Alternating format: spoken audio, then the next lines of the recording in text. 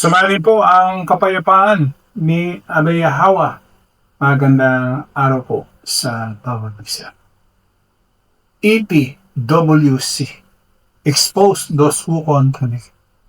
Meron pong aral si Kuyang regarding po dito sa unang Timoteo 5:4. Pakinggan nga po natin kung yung kanyang sinasabi ay tutugma doon sa sitas, ano. At kayo mismo, mga viewers, tingnan po ninyo kung tama yung kanyang sinasabi, ano. Sige po. Anak, may apo, mag-aral muna itong mga ito, yung mga babaeng bao. Oops! Sablay. Ulitin po natin, ano. May sablay ho eh. Tingnan ninyo. Anak, may apo, mag-aral muna itong mga ito, yung mga babaeng bao. Ang pinag-aaral niya ay yung babaeng bao. Pero kung titinan po natin doon sa sitas, ay mababasa natin dyan na subalit kung ang isang byuda ay may mga anak o apo. Sila. Sino yung sila? Yung bang byuda o yung anak o apo? Oh? Ulitin ko po. Ulitin po natin yung sinasabi ni Kuyang. Anak, may apo, mag-aral muna itong mga ito, yung mga babaeng bao. Ang pinag-aaral niya yung babaeng bao.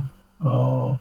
Ng pamamahalang may kabanalan. Kanino? Sa kanilang sariling sangbahayan. Dapat kasi, namamahala sila sa kanilang sariling sambahayan.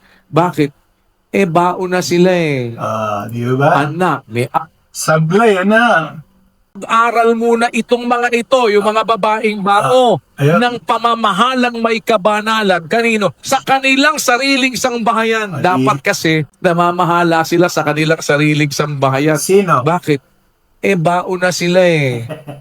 Anak, may Okay, medyo nangingiti.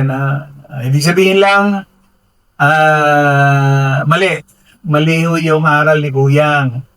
Ang sinasabi ni Pablo dun sa talata sa unang Timoteo 5:4, subalit kung ang isang byuda ay may mga anak o apo, sila, yung anak o apo, ang unang dapat kumalinga sa kanya. Sino yung kanya? Yung byuda. Bilang pagtanaw ng utang na loob. Kanino? Doon sa byuda. Sapagkat ito ay nakalulugod sa Diyos. O yun yung tama. Pero, iba ang paliwanag ni Kuyang. Ano? anak, may apo, mag-aral muna itong mga ito, yung mga babaeng bao. Ng pamamahalang may kabanalan. Kanino? Sa kanilang sariling sangbahayan. Dapat kasi, namamahala sila sa kanilang sariling sambahayan. Sino? Bakit? Bao na sila eh. Yun. Maliwanag ko,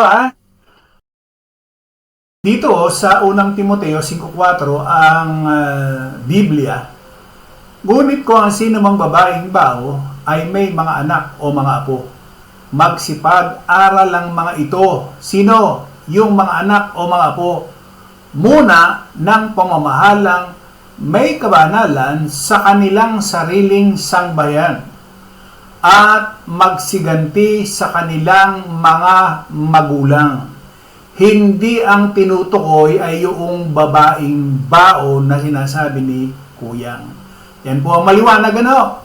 So, EPWC, Expose Those Who Contradict. Maraming pong salamat. Isang magandang araw po sa bawat isa.